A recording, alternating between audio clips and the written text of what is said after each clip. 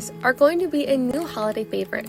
They're made in one bowl with one spoon, and under 10 minutes they'll be ready for the oven. So let's get into it. The first step in making these orange cranberry cookie bars is combining all of our wet ingredients in a large bowl.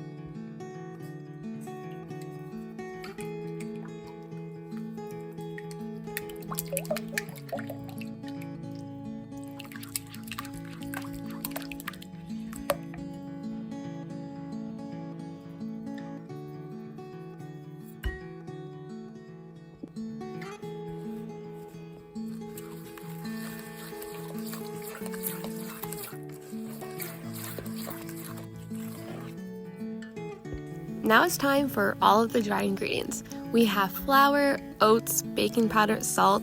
I like to add a combination of cinnamon and ginger, not too much, just enough to add a little bit of spice. And then of course we have to have the cranberries.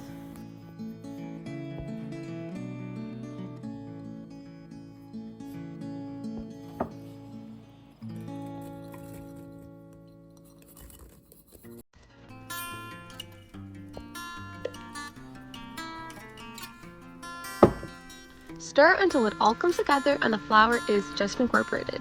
We don't want to overmix these, otherwise the cookies will be tough and crumbly.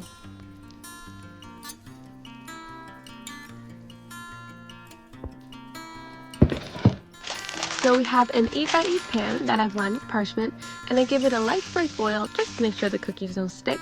And we're going to scrape the cookies into the pan, and then it's time for them to go to the oven.